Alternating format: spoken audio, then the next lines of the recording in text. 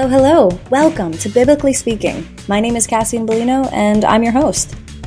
In this podcast, we talk about the Bible in simple terms with experts, PhDs, and scholarly theologians to make understanding God easier. These conversations have transformed my relationship with Christ and understanding of religion. Now, I'm sharing these recorded conversations with you. On this podcast, we talk about the facts, the history, and the translations to make the Bible make sense so we can get to know God, our Creator, better.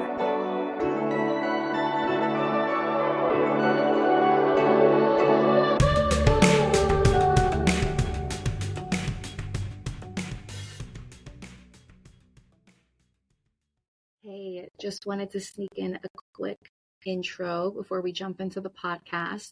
Today is my first podcast ever, which is so exciting. The guest that I'm working with today, his name is Dr. Christopher Carr, and he is a professor at Misericordia University, a Catholic college in Pennsylvania, and got his doctorate at Marquette. So I just wanted today to be a really open conversation, and it's about demons. So on that topic, here's a quick disclaimer that some of the content today might be pretty dark. There are mentions of possession, sexual assault, and other things that might be super disturbing for listeners. So I just wanted to put that warning up there up front.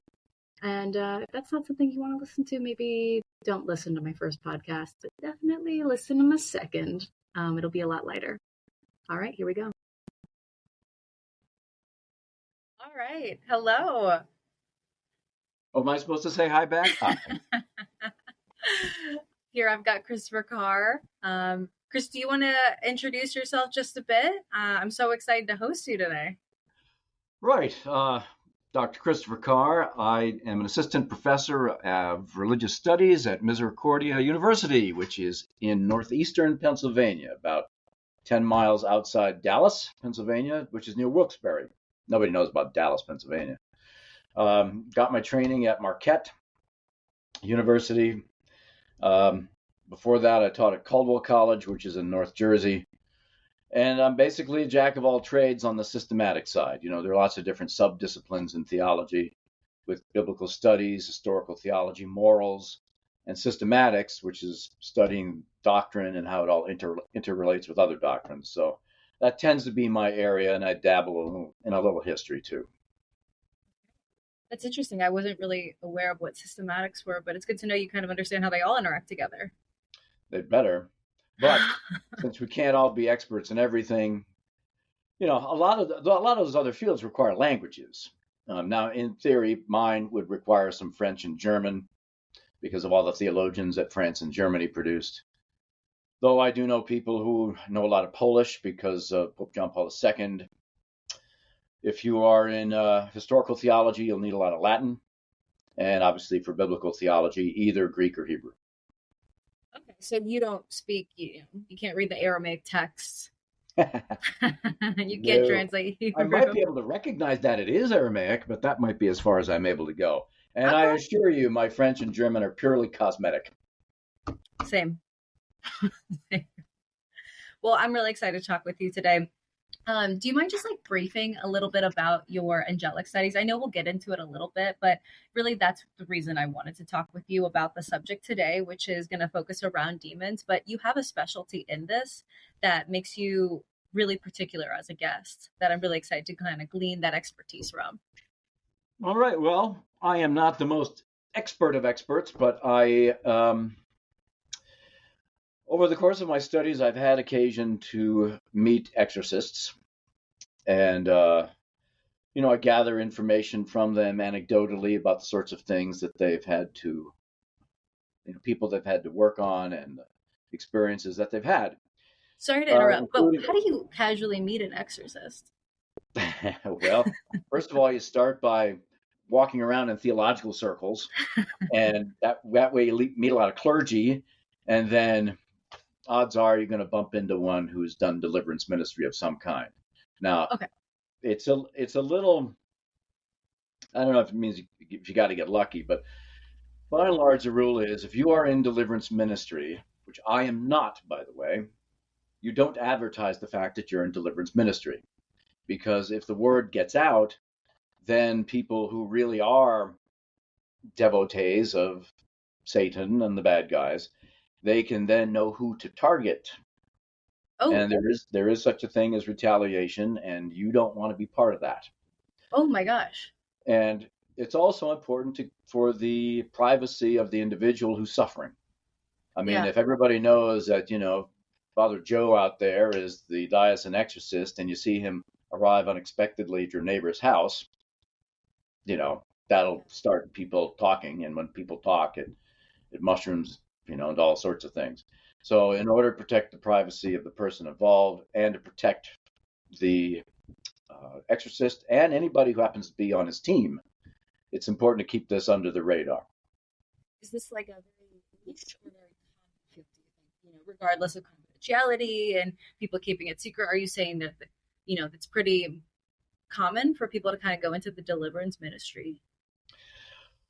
Or is it pretty intense and kind of hard on the body? It's actually very common to be interested in it. Okay. But just because you're interested in it does not mean you have the right mindset to do it. Because a lot of our interest in purely spiritual matters is what I might call prurient interest. It's interest for the paranormalcy of it all. It's, it's exciting, it's supernatural. It's why we go and watch scary movies. But, the people who are needing deliverance ministry are really people who are, in fact, suffering. And you don't go there for the manifestations. You don't go there in order to experience something. In fact, you may or you may not. The point is to relieve the individual of an attachment that really is messing up their life, sometimes in very serious ways. So you have to get the mindset of just like, all right, I'm not here to, see or experience something out of the ordinary. You have a much more important purpose in getting involved in this stuff. And I would say that people who just have the prurient interests either find out what deliverance ministry entails in terms of the training and the sorts of work that's involved, so they become disinterested in that, or they're weeded out. I mean, some people want to get the training just to learn more, I suppose. But people who are in a position to train other people are a little bit more sober about it. I imagine it's a pretty intense training that you have to be able to kind of handle a manifestation. Yeah, not happily, since I don't do deliverance ministry, I've been immune from such things. I know people who are in it, and they have reported things, but when they report things, it's kind of a matter of fact. The temperature dropped in the room. Okay, even though it's 80 degrees outside or something. It's just, I guess when it happens, it just happens. But the important thing is it for just happen once and then not be the result of you somehow becoming attached, which then would require some deliverance on your own part. Absolutely. So you're in these circles, you run into people that are within the deliverance ministry. Do these conversations really kind of show up? I'm trying to say, like, is this happening in the back rooms of people that are suffering from attachments? Or do you feel like these people that are within the deliverance ministry kind of walk around in the world today and they see these attachments in commonplace, much more frequently? Like, I know this is not at all related, but like a medium, you walk into a grocery store and you're like, whoa, is it the same way for somebody within that ministry? All right, there's a lot of things there. First of all, people in deliverance ministry generally will not talk about it unless it's with somebody they can trust. I mean, again, if they talk about deliverance ministry, they're basically outing themselves. So they need to make sure it stays within a tight circle of, I don't want to say trained professionals, but, people who are serious about the work. Most people, I imagine, who are in deliverance ministry. Now, I just want to broaden this out a bit. Now, bear in mind, we're talking from within a Catholic context here. The exorcist has to be a priest. The exorcist has to be a priest that's not only trained, but has received license to be the exorcist from the bishop. If the priest doesn't receive license from the bishop to perform the rite of exorcism, there's only so much a priest can do. Now, priests can do way more than laity can. So there are minor exorcisms built into the old rite of baptism, let's say. And any priest can do that. Any priest can go to your house and bless the house and clear it out of any infestations. So that's all common practice. The important thing is that the bishop has the authority to then deputize a priest to do the rite of exorcism. And without that authority, the rite won't be effective, and the priest is acting out of bounds, which means he can be targeted. Now, there are lots of other things I could go off there, but I just want to say something about deliverance ministry now in the Catholic Church. While it is true that only a priest can conduct exorcisms and say command prayers generally, lay persons are involved, and they generally form part of a team that the exorcist uses when a case, we're talking about a person who claims to be suffering some sort of affliction. The polite term is to call them a case, and the lay persons can provide some basic spiritual direction for such an individual, so that the priest isn't spread too thin. Because remember, an exorcist is a pastor somewhere. And you know how it is, especially in my diocese. You don't know this because I'm Pennsylvania and you are totally not.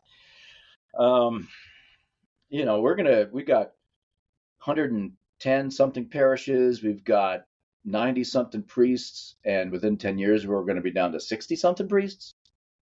So already the priests are spread way too thin to be pastor of one church or maybe a combination of churches, and then having to go and do deliverance ministry on top of that. So in order for the priest to not go absolutely crazy or get burnt out, laypersons can assist. And what the laypersons would generally do is provide first level kinds of triage to get the person who's claiming to have some sort of spiritual affliction to start. I mean, obviously the prayer team individuals will be in connection with the exorcist. They will not be acting independently. But there are some basic things you can do because demonic affliction works on a continuum.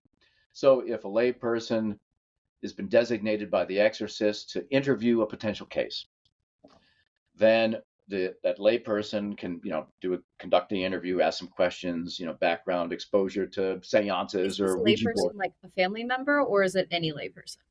It would have to be a specific lay person within the diocese that has also received some sort of deliverance ministry training. Got it.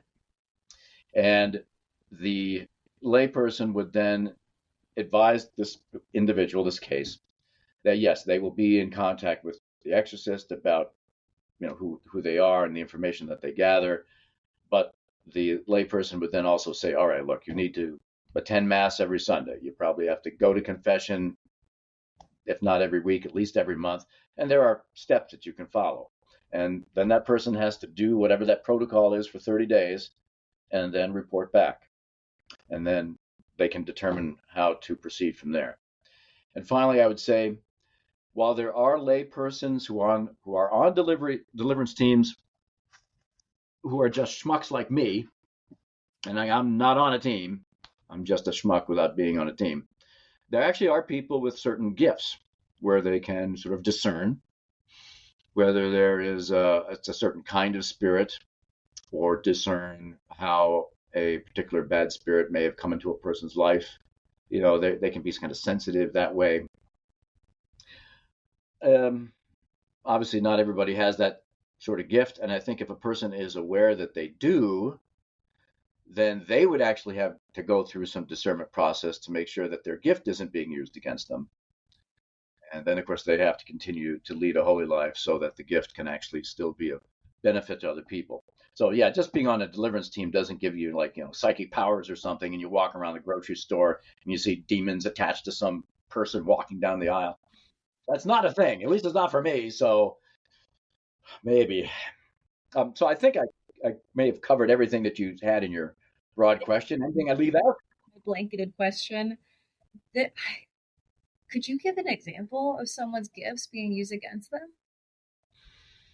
Well, it's maybe that was a bit strong, but if a person has a kind of gift that makes them, as I say, a little bit more sensitive to spiritual realities, bad spirits always pose as good spirits. That's how they suck people in. Spirits always pose as good spirits. That's Pretty pretty pretty much much. always their entryway. Yeah, I mean, on occasion it won't be so nice, but I mean that's the way And when you temptation say works. nice, you mean like non-threatening? You mean like quiet? Or is it like it's posing as an angel? Yeah, it's usually posing either as an angel, pose. Now we're talking about demon now. Demon posing as an angel, which is not difficult for a demon to do because technically they are angels. They're just fallen angels. Um, they could pose as the soul of a dead person you want to contact. So if you're using a Ouija board or going to a seance or something, the basic rule of thumb is that's not the way you communicate with spirits, which is restricted to prayer. Um, so if you do have such a gift, it's likely the demon would just try to fool you. In order, I mean, we're going to get into this in a bit. And so I'm happy to jump into kind of the first section of this podcast because this is great. But why they're fooling you, I just kind of want to stick with that and what their intention is, kind of going from there. But I'm going to put a pin in that. We can come back to the intentions of demons and what they want and why they want that. But what I really want to jump into now is the verse of the Bible. And today I really want to understand, in my version of the Bible, his name is Mob. Maybe in King James, it's Legion. But essentially, in the Gospels of Matthew, Mark, and Luke, when Jesus is getting off a boat in Capernaum, he comes upon a madman in a cemetery who is convulsing. He's foaming at the mouth. He's just kind of known as the guy wandering around in the cemetery. No chains can hold him down. The town's just like letting him be. As far as the scripture, I'll read Luke 8, And 26 would to 39. please go ahead, but can you tell me which translation you're using? I use the Message because it is so. Oh, the Message. Oh God. Okay. All right. You can edit this part out if you want to, but I want to say something about the fine Eugene Peterson of now happy memory, because I do believe he passed away about 2 or 3 years ago. This is Oh yeah, you're gonna love this. It is a kind of a paraphrase of the Bible, and he takes, I would say, inordinate liberties with the actual text, because most any other version or translation of the Bible you will use, there is a certain level of conscientiousness with trying to stick with something that's more or less word for word from the original Greek or Hebrew. And so I think this would actually be a very important sidebar. So you've got your message there right in front of you there, right? I wasn't gonna read from the Message. I was gonna read from whatever Google popped up, but we can keep going with this message tangent. I think you should, since I have a little bit of an axe to grind on the message. Let me see. So go ahead and open up your screen there. I've got my book. Yes. All right. I think if you go to the Lord's Prayer in Matthew, which is Matthew 5 or 6, starting at verse 7. So Matthew 6, 6 verse starting at verse 7, I think. Yeah, so just go ahead and read it through the end of the prayer. I'm already seeing this mistake of mine. Well, you know what, though? This is in a way not a mistake. Because Okay. here at our university's campus ministry, and they put out little Lenten reflection booklets, they use the message. And I think the idea is that, if they read something that's actually a word for word translation from the original Hebrew, they're not going to be into that, I don't This is know. literally why I'm here today. It's because I'm not into it. And And it's all right for certain your private devotions. So again, I am not here to throw Eugene Peterson under the bus, at least in his entirety. But if you want to conduct a Bible study as opposed to prayerful reading, a word for something closer to a word for word translation, I think, is really important, because with Eugene Peterson, you're going to have a bunch of English words that you can't match to the Greek literally at all. That's really good because I feel like I am doing, that's probably why I'm doing Bible mindful devotions, kind of how you put it. And the Message version of the Bible, great, very edible, very understood. I get it. But the reason we're here today on this podcast is really what is the exact translation, because there's a reason they used exactly those words and the Message isn't getting us there. So this is perfect for our first podcast. I'm so glad we're talking about this. All right, well, I'll tell you what, shall I just go ahead and read mine first, and then you can share what the Message says to your faithful audience out there? Are we still talking about Matthew 6? Yeah. Yeah, why don't we read the Lord's Prayer in your version, and then we'll read it in my version to show the differences. Okay. Now, I have a paragraph that begins at verse 7, so I'll start there, and I'll do 7 through 14. Okay. All right, so Jesus is saying here, "And in praying, do not heap up empty phrases as the Gentiles do, for they think that they will be heard for their many words. Do not be like them, for your Father knows what you need before you ask him. Pray then like this: Our Father who art in heaven, hallowed be thy name. Thy kingdom come, thy will be done on earth as it is in heaven. Give us this day our daily bread, and forgive us our debts, as we also have forgiven our debtors. And lead us not into temptation, but deliver us from evil. For if you forgive men their trespasses, your heavenly Father will also forgive you. But if you do not forgive men their trespasses, neither will your Father forgive your trespasses." And my version says the same verse, 7 to 14. "The world is full of so-called prayer warriors who are prayer ignorant. They are full of formulas and programs and advice, peddling techniques for getting what you want from God. Don't fall for that nonsense. This is your Father you are dealing with, and he knows better than you what you need. With a God like this loving you, you can pray very simply, like this: Our Father in heaven, reveal who you are. Set the world right. Do what's best. As above, so below. Keep us alive with 3 square meals. Oh boy. Keep us forgiven with you and forgiving others. Keep us safe from ourselves and the devil. You're in charge. You can do anything you want. You're a blazing beauty. Yes, yes, yes. Oh, yes, yes, yes. Okay, well, on that note, let's read Luke 8 in your version. There's literally no way to get to the actual Greek from that particular version of it. And I'll just say this, because I know this is a sidebar. The 3 square meals, that is probably the most egregious thing he did in the Lord's Prayer, because the daily bread, and even that version, the way we usually translate it in English, kind of hides what the Greek word is, which is epiousion. And ousion is the Greek word for nature, and epi is a prefix, which means kind of above that. So it's, we daily bread, but it's really supernatural bread. Whoa. Can you say that again? So ousia in Greek means nature, like the substance, the wetness of a thing. And the epi means kind of above or over. So like episkopos, another Greek word. So skopos, sight, epi, over. So when we get episkopos from that word, which is where we get bishop, episcopal. So that is an individual who has oversight in terms of authority over the Christian community. So here, this word is epousion, which has the more of a sense of supernatural, over nature. And for a Catholic like myself, that is pointing directly to the Eucharist.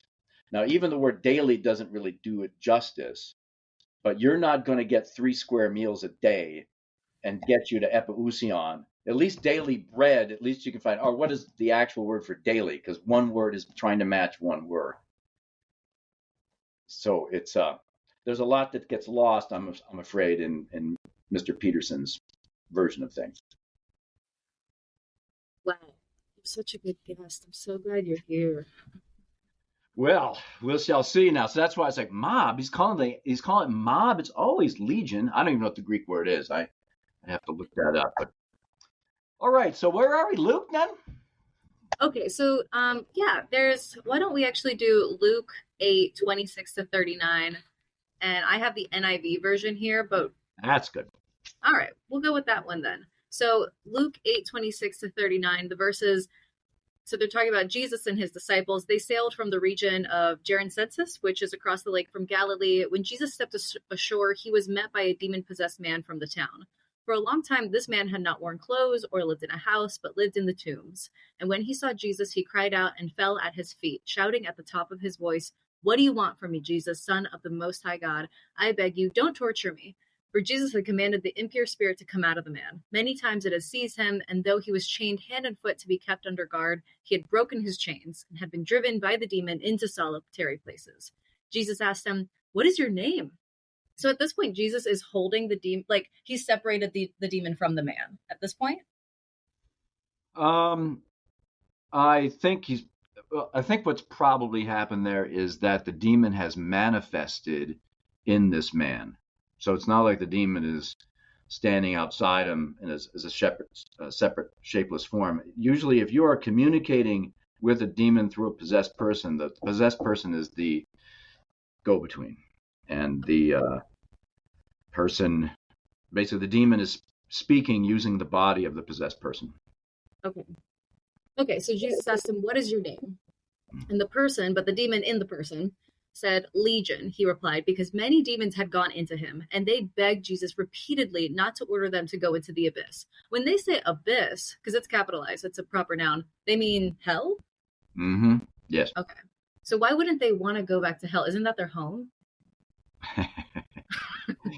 It's terrible. It's even terrible for them. That's why they don't want to go back. I mean oh yeah, it's awful. So why would a demon be unhappy in hell? Well, first of all relationships in hell are based on power, raw exercise of power. Even if demons would cooperate with each other, and as apparently they sort of have been, if they're all sort of stuff, they have jurisdiction over this guy's body, they really don't really get along because it's still sort of a coercive cooperation. So hell is a place where all those relationships based on power are experienced in a raw form. And I expect that these demons were somewhat lower on the totem pole, which means they're going there to suffer at the hands of the demons who are mightier than they are. So it can't be pleasant, number one, for that. Second, I would imagine that hell is a place where even the demons are much more cognizant of their separation from God, their hatred of God, their despair at not being able to perform the functions that God made them for. It's they suffer too, and hell is where if they're possessing somebody, they have a certain kind of respite, I guess you could say, while they are somewhat not still in hell. But once they're in hell in a sort of a complete sense, yeah, they can't alleviate their suffering anymore. So them leaving hell to come on earth, they can't just hang out on earth. They have to come and possess somebody, and that is kind of like their refuge from being in hell. Oh, they can attach themselves to places and animals. I mean, there have been cases where, again, this is reported cases, nothing I have seen. I'm just reporting stuff here. Reported from the conversations you've had with people with first-hand accounts? That's right. That's right. Or from, books that you can easily purchase. Right. I mean, Father Gabriele Amorth, about whom the movie was recently made. Yeah. He's got The Pope's Exorcist. Yeah. Though I don't know. I heard that wasn't quite as good as the other Exorcist movie that came out. I can't even watch the trailer. It was so scary. Yeah. What was it? Conversations with I forget what it was. Anyway, it didn't have big name stars, I don't think. That one I heard from reliable sources was much more authentic. Which one? Than the non-Gabriele Amorth one. So the one that doesn't feature, I can't even think of these actors' names. Mel Gibson. The guy from Gladiator. Yeah, Russell Crowe? Was it Russell Crowe? There it is. So you're saying that one's better, the Russell Crowe one? No, the other one. Oh, okay. Good to know. But the books that Father Amorth have written, An Exorcist Tells a Story, Exorcist Tells More Stories. He's got at least one or two others. He sprinkles those books with anecdotes from his ministry. And I believe one of them was, there was a dog in somebody's house, and I can't remember if the demon had been attached to the building first, but somehow it was in the dog, and the dog came. The dog was basically suicidal. It was just running out into the street. And so the family tried to prevent the dog from doing that, but eventually the dog succeeded. And that might not have, the demon's not going out there to kill the animal necessarily. I mean, hard to say, I suppose. But that was the only way the animal, I guess, could cope. And we'll see that a little bit later in this verse. Animals, that's how they react to demons. Yep. So, couple follow-up questions you might laugh at. One, not so funny, is that the only reaction a dog or an animal or a pig would have to a demon possessing them? Do you think there's ever a chance that maybe, let's say, a demon-possessed horse, I'm just making up an example, a demon-possessed horse now has malintentions to hurt the riders? Or do you think that horse is going to always just physically want to end this possession because it's so insufferable, it's so horrible? Or do you think, the demon can really control the intention of the animal? I'm way out in left field on this one because okay, all right. With respect to demonic influence on animals, all right. So Father Amorth or another exorcist who is, from whom I'm drawing that account, that's legit. And you're right, it does comport with what we have here with the herd of swine.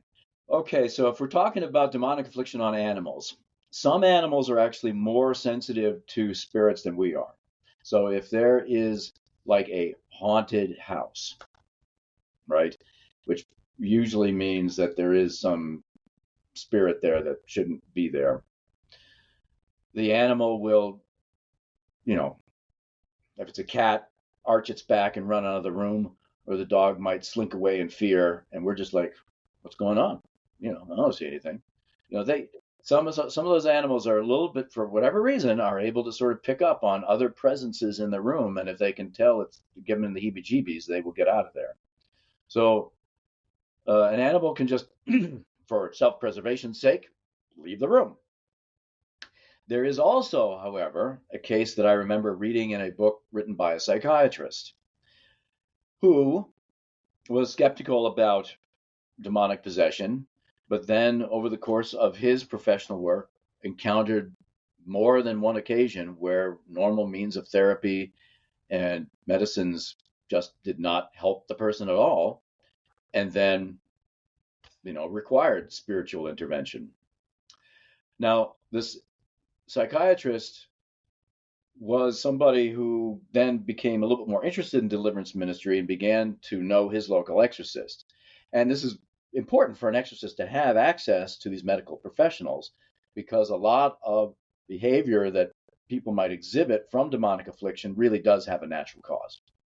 So demonic affliction can result in hallucinations, can result in insomnia, can result in other maladies which normally would accompany depression or manic depression or psychosis or something.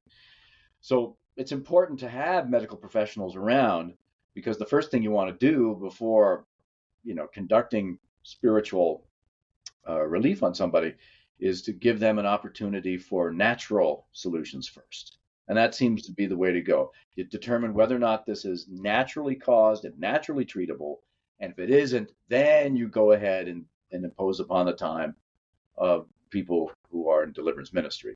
But if somebody is possessed, but you've got doctors in there, kind of eliminating other sources, does that put the doctor then in risk? Does that put them at risk? Oh, I don't know. Not necessarily. Okay. If the doctor is doing his due diligence as a professional to try to ascertain whether or not this person can be treated by the normal medical procedures that are available, that seems to be all right. Doctor kind of, However, I'm sorry, huh? the demon would more so just be like, I'm gonna let this doctor kind of take his temperature, but I'm not gonna now. This doctor hasn't Yeah, opened his soul up for me to kind of jump into. yeah, because the demon, knows it's kind of futile. However, this is why I brought up the story. In this particular psychiatrist's book, and I'll have to look it up and tell you what this is maybe after we're done because I don't have it off the top of my head. He was asked by his exorcist friend to interview a young lady, and he agreed to do it. And the appointment was supposed to be the following morning. And the psychiatrist has two cats, and the cats are great buddies. I don't think they're siblings, but they're getting along great. And the night prior to that interview, they had an all-out, drawn blood fight between them, and they had to separate them and put them in different rooms. And it was just like, what is wrong with these cats? They're going psychotic on us. Well, the next morning, all right, cats are probably still in their separate rooms. The doorbell rings and the psychiatrist goes down, and there's the priest with this young lady. And the first thing the young lady says is, "How do you like those cats last night?" Who is this lady? She was somebody who was kind of a witch. What? And What's so going on? This is crazy. she did something on her own to just kind of mess with the psychiatrist's cats. And the cats aren't possessed or anything, but they were under some sort of influence, which was temporary and it never happened again. And the psychiatrist chewed her out. It's like, don't mess with my cats. So you're saying the psychiatrist was the one afflicted with a demon? No, the psychiatrist's cats was. So why did the psychiatrist invite a priest and a witch over? Well, because the young lady who had, you know, willingly undertaken the role of a witch, for some reason approached the psychiatrist because she was suffering in some way. I'm sorry, approached the priest because she was suffering in some way. And the priest's like, let's just make sure we rule out other things first. And so she agreed to see the psychiatrist because you can't pink slip somebody, for no particular reason. You have to agree to go see a medical professional. That's kind of the rules. So she agreed, and so she must have known who she was going to see, and decided to mess with his pets. So a woman felt as if she was being afflicted. She went to a priest to say, I think there's a demon in me. And he's like, okay, but first let's rule out medical. So let's go to a doctor. And before even meeting the doctor, she's like casting spells on his pets. That seems to be the case, yes. To the best of my recollection, yes. That is terrifying. Well, yes.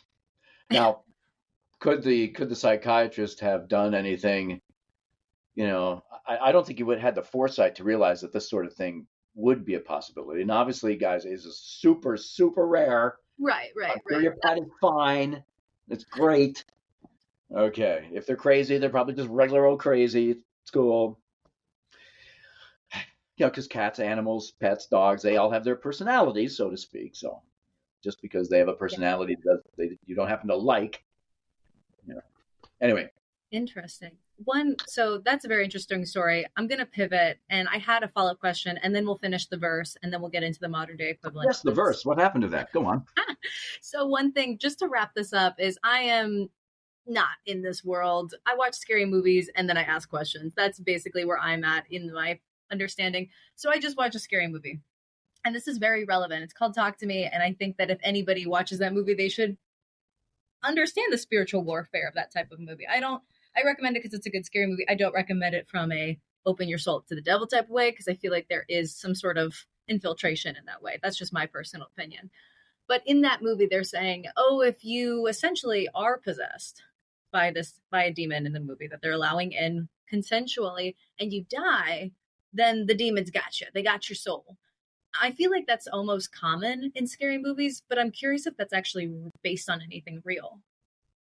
That if you are possessed, the demon's goal is for you to die, to kill yourself. I'm, kind of referencing the animals. Is the demon trying to make you kill yourself so they can like claim your soul or claim your body or whatever it might be? Like, is that the MO of that demon? Okay. First of all, let's get clear about what possession is. It is spiritual permission for a demon to control your body. All right, that's all it is. It is not possible for a spirit to control your soul. Just know that with respect to possession, no demon, no other spirit, nor angel, only God has sort of access to your soul, as it were. No angel, fallen or otherwise, can read your mind unless you invite them to read your mind. There is a certain integrity that everybody's spiritual soul has, which is inviolable. Now, it is true that there have been accounts of people being tempted to kill themselves. And this would not be your standard suicidal ideation from depression or some other psychiatric disorder, though sometimes those things can accompany the disorder. That's why it's, because it's never either or. Or at least would be the either or here? Well, either you're possessed or you have a psychiatric issue. Often, I guess I'm going to say often is a better word. Often those two things can be intertwined. That you really do have something that's medically treatable, and you have something that needs to be spiritually treated too. Does one? And that's why there's, huh? Would you say that maybe like what the chicken and the egg? Does the demon come first, and then cause the depression, or does the depression? It could go either way. If you expose yourself, let's say, to a black mass, which is really bad. What's a black mass? We'll come back to that. If you participate in a black mass or a seance or something like this, then yes, and you do so willingly, you can get an attachment that's going to cause you emotional problems, relationship problems, finance problems, all sorts of bad stuff. Okay, now, on the other hand, most of us, because of our fallen world and because of the woundedness of our families, we're all hurt. And demons can use our hurts as a way to get us to sin. And if we don't continue to try to cultivate our spiritual lives, then maybe the constant repetition of succumbing to temptation could lead to something a bit more serious. So it could go either way. The hurts that we have can be used as leverage against us, or we do something spiritually kind of stupid, and then we begin to suffer cognitively as a result of this stupid decision we made. So yeah, it could go either way. The black mass is just like a ritual. Like I guess I'm just like a blanketed term of a black mass is like a Ouija board, a seance, or is like a black mass the worst thing and a Ouija board's the lightest thing? How are you rating your podcast here? This is like PG-13. Oh, well, I think the conversation of this will really determine it. We're kind of just shooting in the dark here. Well, listen, if you need to put a little beep sound in this, okay, you go ahead and do that. Oh, okay. Yeah. All right. So in my diocese, the Diocese of Scranton, we have a kind of an exorcist emeritus. He is somebody who is in his 90s. He has had reports that he is bilocated. I remember him talking about cases that he's worked on. He's kind of a transported. Huh? When you say bilocated means to actually be in one spot and to be seen in another spot at the same time. Okay. Mm-hmm. And usually that's reserved for saints, people on their way to sainthood. This guy, I wouldn't doubt it. I had occasion to be a chauffeur to drive him from his elderly residence up to a parish for mass. So it could be that my passenger seat's going to be a third-class relic one day. So I'm pretty excited about that. Now, maybe second class. I can't remember how that works. I could be second class. Anyway, where was I going with this now? Oh, the Black Mass. So when I was actually driving him that day to the Mass, the regular Mass, he was talking a little bit about, yeah, in this town we're driving through, a year or so ago, there was a black mass. And I was like, what? So for a black mass, remember that demons and the devil himself cannot create anything on his own. All they can do is mimic or destroy something that God has made. In order for there to be a black mass, you have to have the Blessed Sacrament. And you can either get the Blessed Sacrament, What's a Blessed Sacrament? the Eucharist. In order to do something demonic, you need a Eucharist present? Well, for the black mass. Okay. Yeah. Which is why Satanists kind of know where the Eucharist is to be found. Now, Satan hates all Christians, all right? Hates them all. But he'll treat different Christians differently. So the only tabernacles a Satanist will want to break into is a Catholic tabernacle. Now, of course, I'm a Catholic myself. I would say it's because they know that that's the body of Christ in there. And that by their own admission, Protestant churches don't claim to have the body of Christ in any substantive way. It's just either a symbol or something. And Satanists don't want symbols. And so they only don't want symbols. I feel like their whole thing is symbols. They've got pentagons, they've got upside. Oh yeah, they got symbols, but yes, there's certainly symbolism. Undoubtedly. You can have the sacrament and symbols. But the general rule of thumb in the Reformed Christian tradition is that, well, there's a wide variety of positions on the Eucharist, but generally speaking, from a Lutheran trajectory, yes, it is the body of Christ, but what you do at liturgy is not in any way a representation of the sacrifice. If you're from the Calvinist position, you will say that Christ's power is present in the Eucharist, but not Christ himself, nor is the liturgy in any way a representation of the sacrifice.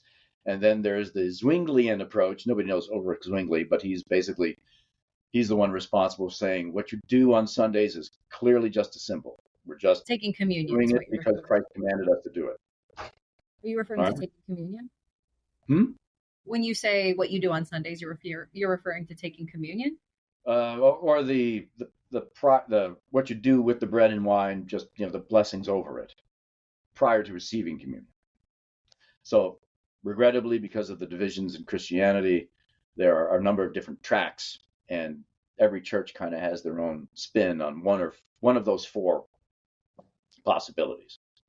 All right, so does that make sense up to this point? This again is. I'm following. All right, cool. So a Satanist wants just what the Catholics have. They jealous. All right. So what happens is either a Satanist has to break into a church and violate the tabernacle and take the Blessed Sacrament out.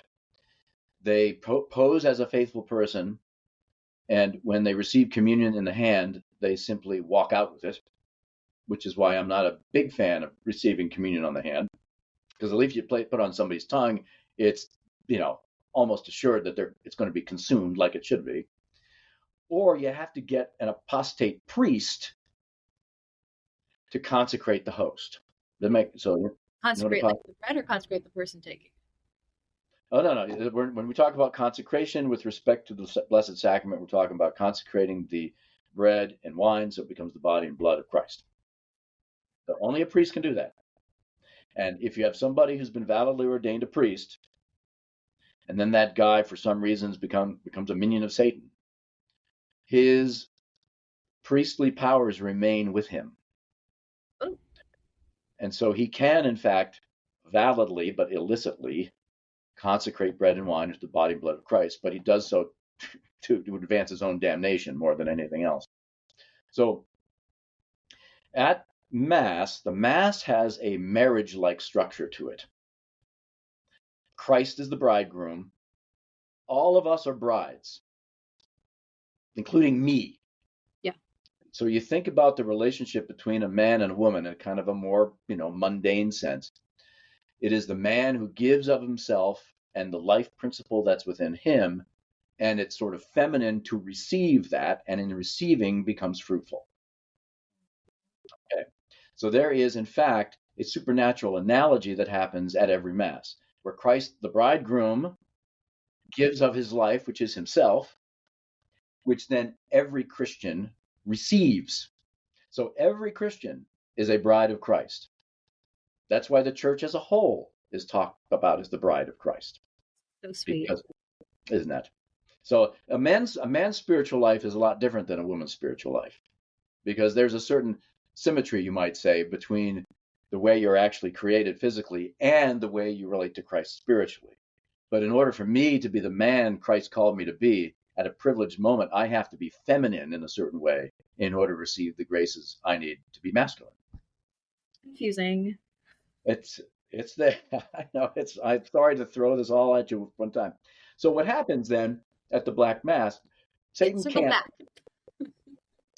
cannot do anything really like that. All he can do is mock it.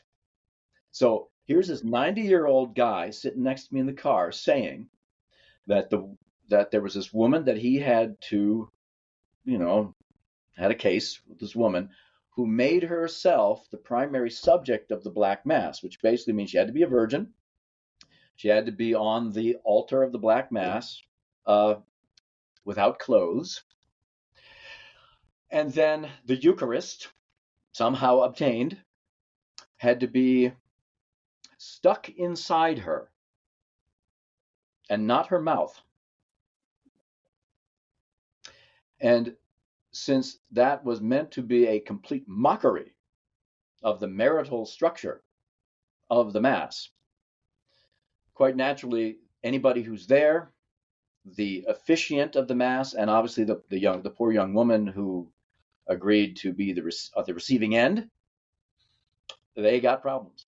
The woman and the person who ordained it had problems, as in they became. Well, whoever the minister or the celebrant was of the Black Mass, he's already a committed Satanist. Now, whether or not he's fully possessed, that maybe not, who knows? But I'm sure he's got some sort of level of demonic influence in his life, maybe short of possession. But the poor young woman, she, I don't know if she knew what she was getting into. Maybe she was, sort of being groomed, and she was at a low level of dabbling in the worship of the occult or Satan or whatever. And when she agreed to be the centerpiece of a Black Mass, then her spiritual health deteriorated rapidly. So this saintly man telling you the story, did he have an ending for it, or how he, worked with her? Well, like yourself, I just had to stop and digest the information right there. I mean, I hope it turned out well. He's the sort of person that probably is quite good at his job, I would imagine. But, just because you're at a point where you need the rite of exorcism because you really do have demonic affliction that counts as possession, you may need more than one. It's not a one and done affair. There are demons that are so strong in people, because there's a hierarchy among the demons just as they are among the angels. It takes, some low-level ones can be kicked out right away. Sometimes even a low-level one can't be kicked out right away because somehow the person isn't entirely open to God's grace and still has an attachment to this entity. And some are just really, really powerful, and it takes several over the course of many years. And maybe, it's just going to be a lifelong project. But going back to what originally talked about, if you are possessed, that's no certain thing that you're going to be damned, because what saves you is grace in the soul. So you can be possessed, which is demonic attachment in your body, and still have supernatural grace in your soul. So yes, a possessed person can be saved. Amen. Now, obviously, you improve your chances if you're able to clean yourself out, in your body too. And any motivation that a demon could tempt a person to kill themselves just for the sake of causing that person harm, even though that person is likely to be saved. But especially under psychiatric duress, everybody knows that under psychiatric duress, your responsibility for any actions you do are diminished to the point of maybe even being erased altogether. I didn't follow any of that. What do you mean by duress and what? So when you So when you sin, and you sin knowing full well what you're doing is wrong, and you're going to throw yourself into it anyway, that is way more serious than a sin that you commit out of force of habit, because your will has been weakened through repetition to gravitate towards that particular kind of behavior. So people who are not considered to be fully responsible for their actions are not going to be held fully accountable for them. Let me give you a really mundane example. Please. One day I was on my bike. Now this is a pedal bicycle. I'm not cool enough for the motorized kind. And I was in a town, and I wanted to go through the business section to kind of look at the stores. And so I was kind of, it was busy. People were parking on the side of the streets and all this. And there's a cop standing over there on the corner. So he waves me over. And I was like, okay. And he said, you're not allowed to bike on these streets where the businesses are. And I was like, really? I mean, I didn't see any sign. I mean, there were signs elsewhere, I guess. So he said, it's a town ordinance. So if you would, just get off your bike, walk up to the corner, and then there was kind of a main road that kind of bypasses the shopping area, and I can just get on my bike and pedal away. So he knew out of my ignorance that I wasn't deliberately breaking the town statute. So he just let me go, because it wasn't really my fault. I didn't know. Ignorance can excuse guilt in certain respects. So the same with sin. I mean, some people don't have their consciences formed correctly. They don't know what they're doing is wrong, or they are compelled to do something that is wrong because of hurt, damage, temptation, habit, psychosis. We don't blame people for killing somebody in a psychotic rage. We lock them up, of course, but we do that for their own safety and hopefully for their health, not because we consider them to be a flat out, fully cognizant murderer. So,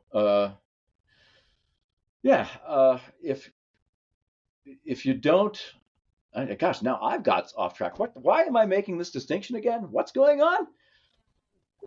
The cognizance of your soul being saved despite. Oh, yes. So, yes. So if somebody is suicidal, and they're suicidal because they're being literally tempted to do it, God in his mercy knows that person's will is not fully engaged in the sin of throwing your life away. God knows.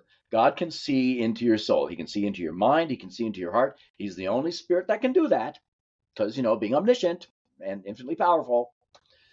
So that's why God is the just judge. He knows how much of it is compulsion and is not in your control, and how much of it is in your control. So the more it's in your control, the more responsibility you bear, the less it's in control. So if somebody is tempted as a combination, let's say, of spiritual temptation and mental illness to commit suicide, I think there is adequate reason to say that God's not going to let that soul be separated from God forever, because they were sort of compelled to do so. And, it could well be that demons just, get their jollies at seeing human beings kill themselves, which I assume they do. But I don't think it's a sure thing, therefore, that if a demon compels somebody to kill themselves, that person is lost forever. Only God's the only one who's going to be doing any judging. It's not that a demon can steal our souls against our will. We have to help him steal it. We need to cognizantly give it to them. Or cooperate somehow. Yeah. Yeah. Okay.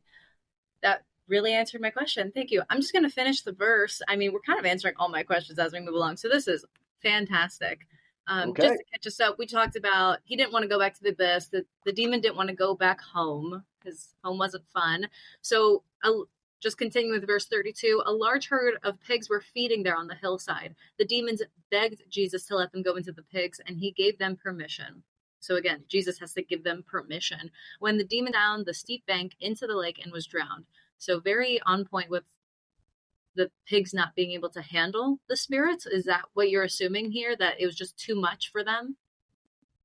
Well, None of the only consciousness we have any direct experience of is our own. I don't know what it's like to be an animal, so Fair, fair. it could well be that was like that's sort of the porcine instinct, when the animal soul detects some other entity inside its body and says, "Okay, I guess my bacon's not worth saving," and that's the end of it, so to speak. It's a simple answer. I like that. Um, okay, and the rest of the verse is essentially the witnesses getting freaked out what they just saw happen. Yes. No, I'm going to add something. This is an important verse, and I'm sure I'm looking at it here. I got my Revised Standard Version Catholic Edition here, which Catholic Edition just means there's more books in the Old Testament. So this bit about being, he was supposed to be in fetters. What does mine say here? Let's see. Which verse are you leading? Oh, hold on a second. I'm trying to find it. Yeah, this would be verse 29. I have a large thing here. It's in parentheses. Many times the demon or demons had seized him, kept under guard, bound with chains and fetters, but he broke the bonds. One of the classic signs of demonic possession is superhuman strength. Classic. So that, this guy being put in chains and then he breaks them. Yep. That's a thing. As a classic symptom that this person really does have a spirit controlling his body. Levitation would also be included in that. There is a sort of reverse of the strength where, and this would be Father Amorth, I know this specifically, and this might be from his first book, where there's this teenage boy sitting on the top of the stairwell in his apartment building on the landing there, just sort of blocking people's way.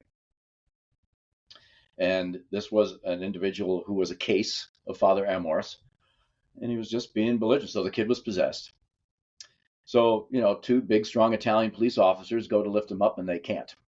And he's like 14 years old. But two guys can't lift a 14-year-old boy. Couldn't budge him. And so when Father Amorth got there, because the parents kind of knew that something was up, he basically got the kid to stand up and go back into his apartment. Crazy. That's why you should appreciate the ordinariness of your life. Well, if you can be prevented from having to experience any of this stuff, that in itself should be a reason to praise God. Absolutely. And I think it is crazy that this is real. This is not just something that happened back in the day with Jesus, that you're giving firsthand accounts that are of 2023 or within the last 10 years or 20 years. This is very real. And so we should be aware of the dangers out there as much as we're aware of the diseases out there. And I think that understanding what the cure is and understanding that these are the facts. I mean, I hope that people that listen to this understand that this is a danger and they take it seriously, and then they make decisions that help protect them from this. And I'm not telling them what they should do, but it should be aligned with, a loving God that is the only protector of this. And prevention in this case is the best medicine. So having a good prayer life, and this would be true for any Christian, what I'm saying is kind of universal, making sure you do pray. If you do Bible study, that's great. Make sure you attend your church services. And of course, avoid sin. That'd be kind of important, I should think. And if you have any hurts that are causing you to sin, go talk to somebody, because that'll help, indirectly. Through the therapy, we'll have a spiritual benefit. Speaking as a Catholic now, receive the sacraments. Make sure you receive the Eucharist every week. Make sure you go to confession regularly. Priest is in there. He's there to help. And the Catholic teaching is it's Christ as actually forgiving your sins through the instrumentality of the priest. And as this exorcist Emeritus would say, and he's sort of famous for this particular quote, so you can look it up on the internet and find out this guy's name. One confession is worth 100 exorcisms. It's quite a quote. Because what happens with confession, Christ's grace gets in your soul and cleans it. All the demon can do is have jurisdiction over your body. And if your soul is clean, the likelihood of you being inflicted in any way is minuscule. Yeah, I'm not Catholic, but I am Christian, and I was raised Russian Orthodox, so I have been to a confession once or twice. That's right. But You have the seven sacraments. That's right. so, I think that it's important to really equip yourself without being overwhelmed and without leaving this podcast being in fear of your life and going out into any haunted houses or near any crazy dogs in the middle of the street. I think it's just important to know that like God's love is out there and it's accessible, and to, maybe this be another reason to maybe step closer to him, but just be aware of, the risks of not. Mm-hmm. Yeah, I mean, I have probably at least a million more questions, Christopher. I'm not gonna lie. I I just want to thank you for your time today. I would love to continue the conversation in other routes, but is there any things you want to add just in the end to maybe promote some of your work? I just want to give you an opportunity to plug. If you have any books you want people to read, you can say them, or any recommendations on books you were speaking about. What are the names of them? Um, Well, you may have to look those up. I'll be glad to do that sort of offline after we're done talking, and then you can add that later. Honestly, I'm not that kind of scholar. I have to constantly teach four huge classes of undergraduates every semester. My scholarship is limited to a few articles here and there. I am not deforesting vast tracts of land with all my publications, I assure you. So I'm a blue collar scholar when it comes to this sort of thing. I learn from the other people who somehow do have the time to write books. Well, thank you so much. I can't wait to have you back if you'll let me. And so I can really prop your mind when it comes to angels on a lighter note, because I know that you've done extensive research there. Thank you so much for your time, Christopher. It was my pleasure, and thank you for having me.